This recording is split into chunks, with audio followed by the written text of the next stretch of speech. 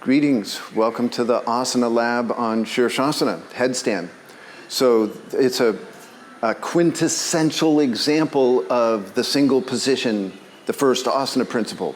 Okay, so because it's just samastitihi upside down. Okay, and this pose is tricky practicing Sirsasana because of this kind of guideline that I encourage you to work under, which I work under myself, which is practice only what you want to reinforce. Okay, and so there's a mistaken interpretation of do your practice and all is coming, thinking that basically repeating many times day after day is the best way to gain skill or strength or flexibility and be able to do a pose. Okay, and so, but this is not so. Because just repeating a faulty position over and over again isn't the best way to help you build strength or flexibility to do it. Okay, and so in other words, just kicking up in headstand and having a non-samastitihi position where the hips are back or the head is forward or the back is rounded or the legs are forward or backward or vertical. If you just keep repeating that day after day, that's not your method. Okay, and that's partly what this asana lab is about, is how do you get creative then if you're not just going to kick up every day? And I'm going to show you different ways of approaching it. Okay, so number one is just to really feel that samastitihi position where you get the vertical center of the ear, center of the shoulder, center of the hip, center of the knee, center of the ankle, and take your arms up into the Sirsasana position. Okay, and look at me, I'm doing this almost like a cat-cow exercise there, and you want the scared cat feeling. So the plank, it's like a plank variation, your Sirsasana. And so feel this kind of wrapping feeling. So from the spine, across your upper back, through your upper arms into your elbows, there's a wrapping feeling and a slight rounding action that you're looking for. And you're trying to stabilize your ribs and pelvis at neutral. Okay, and this is so hard because in Sirsasana, the ribs eject very easily and the pelvis ends up tipping forward. So to keep that long tail and stable rib cage is what you've got to work on. Okay, and so the very first thing to do is treat the setup pose as the pose. Remember that stabilizing your body masses in the setup pose, your head, torso, pelvis, getting their positioning, that's your best chance of doing it once you're up in the pose. Okay, so to fix things once you're up in the pose is very difficult. So what you want to do is establish them before you go up. You take your arm foundation, and I'm practicing deliberately near the wall for when we go up.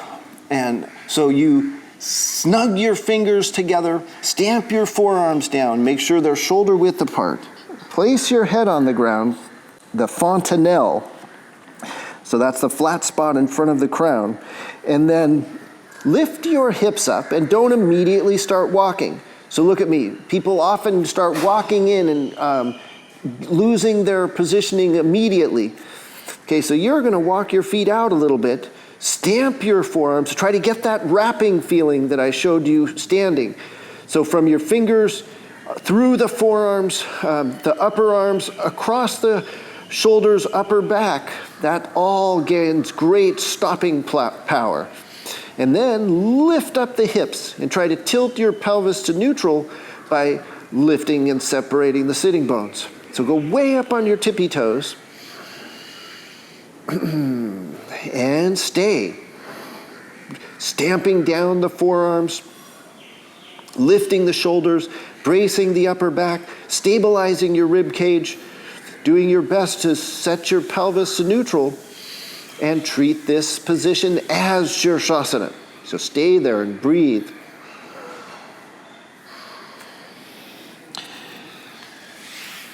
Okay, and then come down. All right, so that's one way, is just treat the setup pose as the pose. And this is a very humble thing. Like it's not as flashy as going up into the pose, but you can gain a lot of benefit. Okay, and then there's some drills that I add for gaining strength. And so number one is sucking the thigh to the chest. Okay, so, and when you do it, suck the thigh to the chest, and as you do it, brace your upper back and draw your thigh in towards your chest and hold, lifting the sitting bones. So just stay there and work.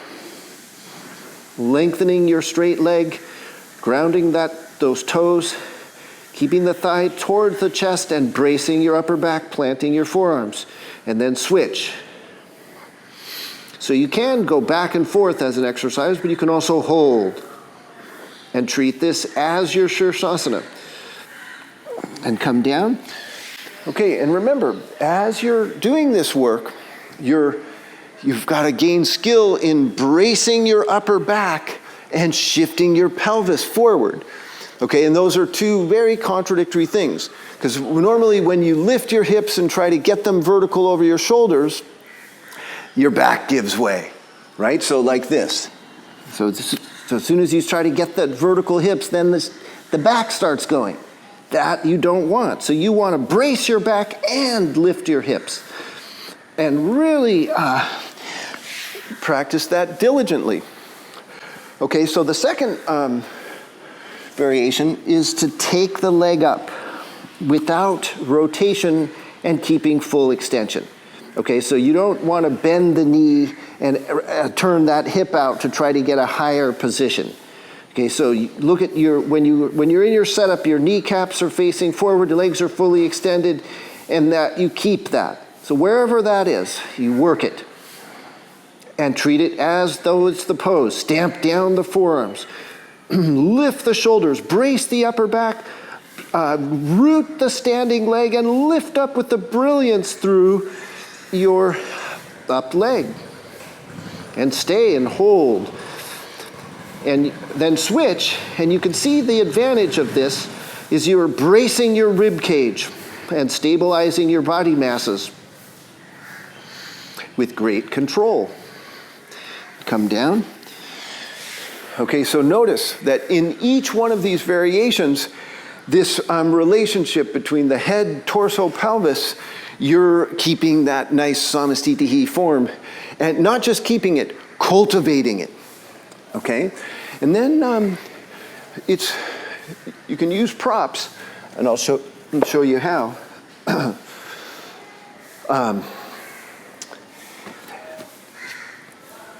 So that if that leg doesn't come up to vertical, you can step onto some blocks and then try to get the vertical up leg and work your positioning. But remember that keeping your feet on the ground and doing that work is equally or more valuable than stepping on the blocks. So the stepping on the blocks gets a little bit more flashy, and so it's easy to just skip the other work. And I recommend representing all these different stages. Okay, so you don't start off on the blocks, you just set them up and get them ready, and then go through the whole process of foundation making. Okay, and then the very last thing to do is step up onto those blocks. You might have to adjust their position. And notice I have them facing this way, not this way, because that way looks more stable, but it's not. So you actually want the skinny part that you're using. Okay, so you step onto those blocks and then feel your positioning. You're trying to get the vertical pelvis, torso, head with your rib cage stable and your pelvis at neutral. Okay, then you can do the thigh to the chest move, really bracing your upper back, stamping your forearms, and holding your position. Or take one leg up.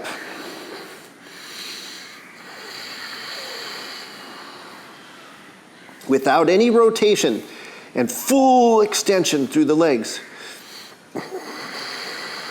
And breathing well so that you can feel your torso, pelvis, head, and work to brace and stabilize your ribs. Very patiently.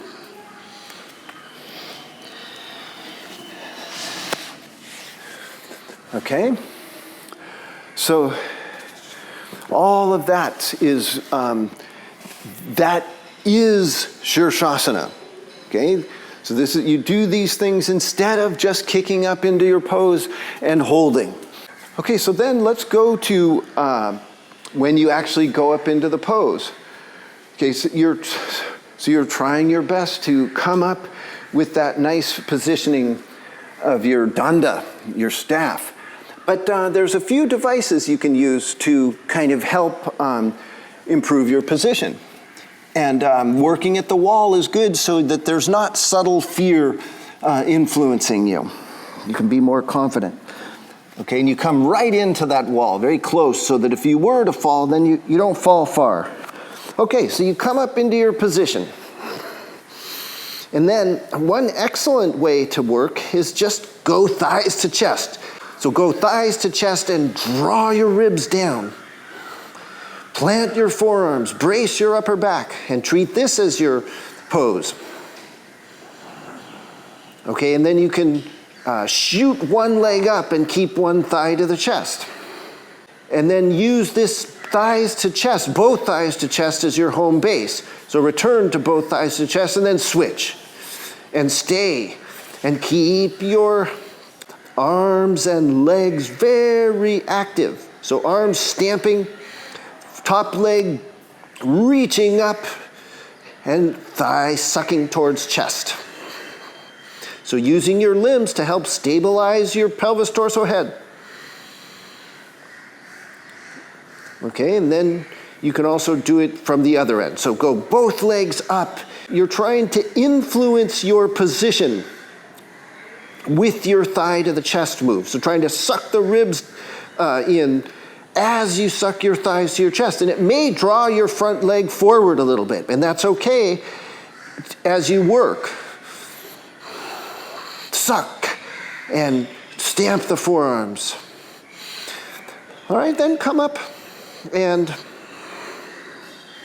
work with your samastitihi actions. So stamp your forearms, brace your upper back, stabilize your ribs, lengthen your tail, suck your belly up into a hollow. Reach up with the brilliance through the legs. So you got super active arms and legs as you stay in your Sirsasana.